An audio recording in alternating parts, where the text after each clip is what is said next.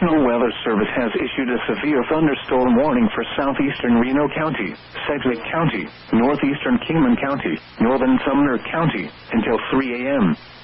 At 2:01 a.m., severe thunderstorms extended from near Pretty Prairie to 5 miles northwest of Norwich to 5 miles north of Argonia, moving east at 50 miles per hour. You can expect 70-mile-per-hour wind gusts and penny-size hail. The warning was based on radar indications. The following impacts are expected. Expect considerable tree damage.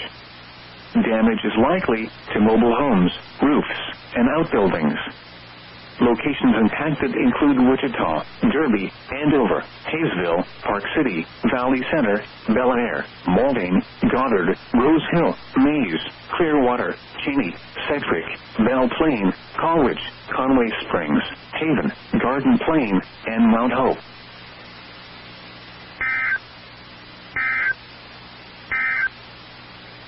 Flood warning in effect until